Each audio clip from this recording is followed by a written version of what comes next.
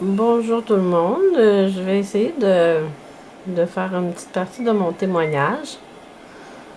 Je pourrais pas tout raconter là, parce que ça serait un petit peu trop long, mais je vais commencer par le début. Puis c'est ça. Disons que c'est la première vidéo de mon témoignage. Bon, j'ai vécu dans une famille avec mes parents. Ils ont eu 9 enfants. Nous étions dans une famille assez nombreuse et considérée comme dans euh, une famille moyenne à salaire revenu moyen. Nous n'étions pas pauvres ni riches, nous vivions normalement. Mon père travaillait tous les jours de la semaine et ma mère, elle s'occupait de ses enfants parce qu'elle en a eu plusieurs. Puis c'est ça. Puis on avait une maison, puis tout ça. Euh, j'ai eu 6 frères et 2 sœurs. Puis dans ma jeunesse, j'ai eu une belle jeunesse, très aimée de ma mère et j'étais, comme on dit, la 7e de ses enfants, la dernière de ses filles. Fait que j'étais un petit peu plus gâtée que les autres. Fait que moi et ma mère, on a une très bonne relation amicale et d'amour. J'ai toujours aimé maman beaucoup et elle aussi. Puis ça continue encore aujourd'hui, c'est toujours comme ça. Puis pour dire que c'est maman qui a connu le Seigneur avant et 1 an avant moi, elle a reçu Jésus dans son cœur comme son sauveur personnel. Puis elle m'en témoignait régulièrement, elle me partageait ce qu'elle vivait et ses joies et le bonheur d'avoir Jésus dans sa vie. Puis moi, étant une petite fille rebelle, j'avais j'avais 16 ans au début et j'étais pas tellement intéressée, hein. J'avais mes amis, j'étais dans la drogue et je consommais aussi de l'alcool régulièrement. Ma vie, c'était vraiment... j'étais pas là, dans ma jeunesse. Je veux dire, j'étais tout le temps sur la drogue ou l'alcool là, avec mes amis. Puis jusqu'au jour où ma mère, j'avais 17 ans, elle vient me parler et elle continue, elle me parle de Jésus, elle me parle de Jésus. Et puis là, je viens en colère parce que j'en pouvais plus d'entendre parler de Jésus. Puis je dis, j'ai dit des choses méchantes, là, que ça venait pas de moi. Là. J'ai dit des paroles blessantes à ma mère que j'aimais vraiment plus que tout. Là. Pour moi, ma mère, c'était mon univers, là, c'était ma préférée. Puis j'ai réalisé que c'était pas normal comment j'avais réagi. Puis je me suis saisie après, puis j'ai dit non, non, c'est beau, pardonne-moi, maman. Puis je vais t'écouter, je vais aller voir c'est quoi ton Jésus, puis je vais aller à ton assemblée. Là. Fait qu'à partir de ce jour-là, le Seigneur, il commençait déjà à me toucher, à me parler. Puis quand je suis allée à cette réunion, c'était une femme qui apportait la parole. Et c'était une femme qui faisait des réunions intimes chez elle et avec des gens. Là. Il y avait plusieurs personnes. Il y avait des témoignages et elle lisait la Bible, elle parlait de la Bible, elle parlait de Jésus et elle chantait des chants. Puis cette femme-là, elle avait le don de guérison.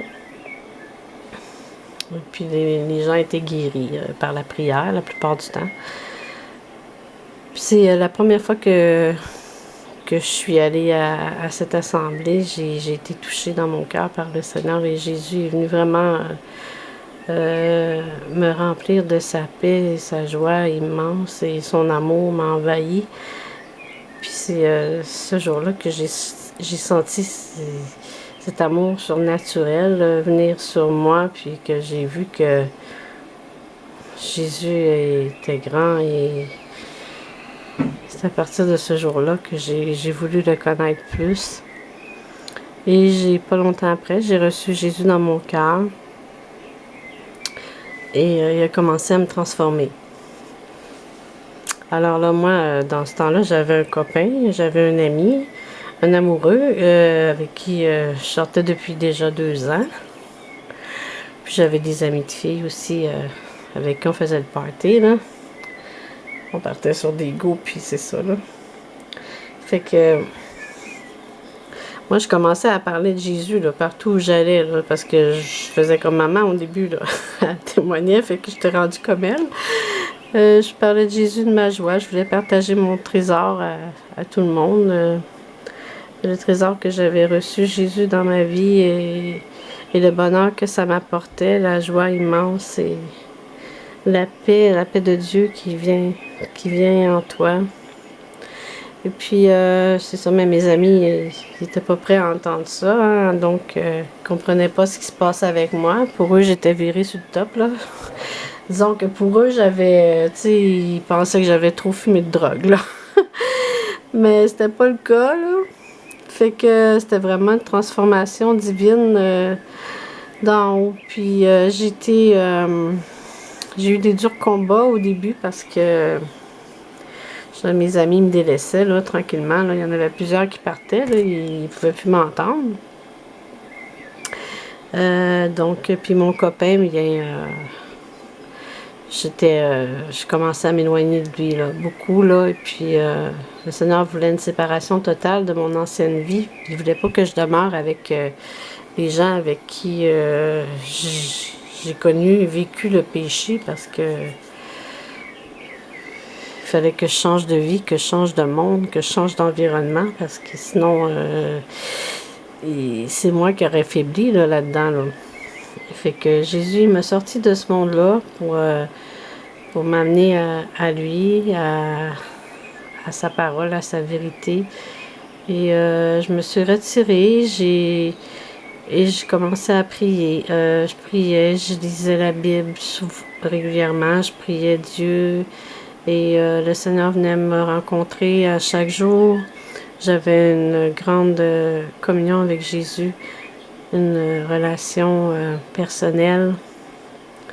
Et chaque jour, j'étais bénie et le Seigneur m'instruisait selon sa parole et il me remplissait aussi de son Saint-Esprit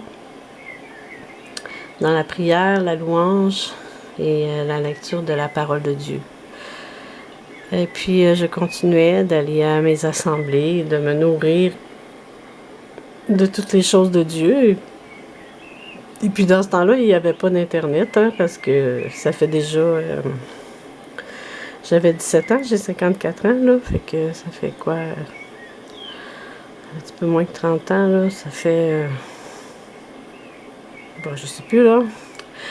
En tout cas, il n'y avait pas d'Internet, fait que il fallait vraiment se nourrir avec la parole de Dieu, puis aller s'édifier avec les sœurs et frères, et c'est ça, prier ensemble, louer Dieu ensemble.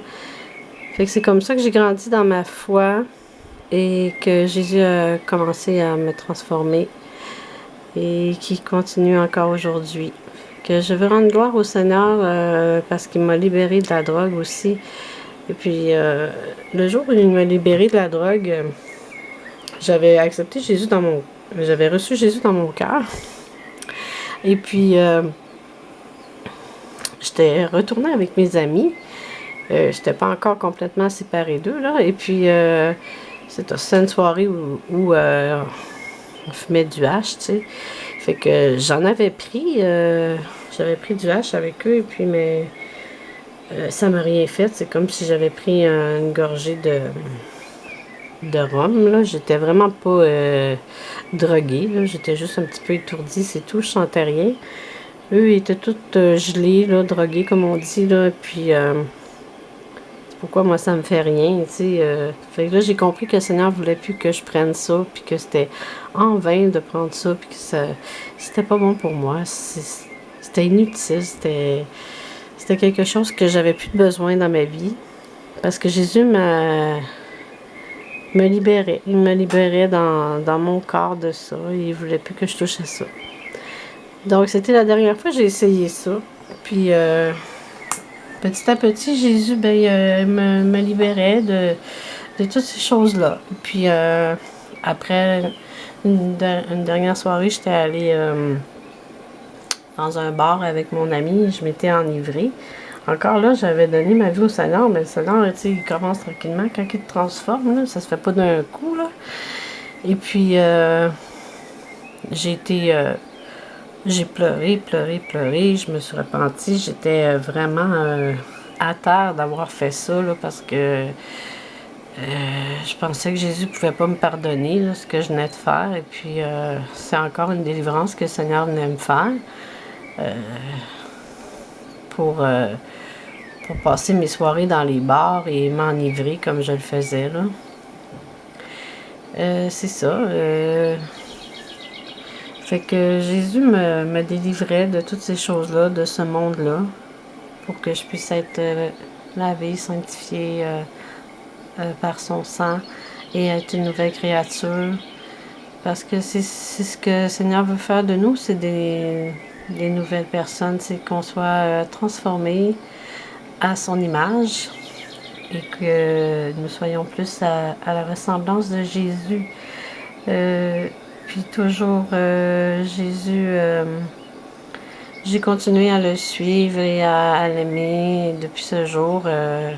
J'ai eu des faiblesses, j'ai encore eu dans ma vie, j'ai pas été parfaite, là. J'ai eu des manques, j'ai eu des faiblesses. J'ai tombé, Jésus m'a relevé. Mais jamais il nous abandonne si on ne l'abandonne pas, parce que le Seigneur, il nous aime et il reste toujours fidèle, il reste toujours le même envers nous. Là, c'est ça. Fait que c'est la première partie de mon témoignage. J'essaie de faire une deuxième plus tard. Merci. Soyez bénis.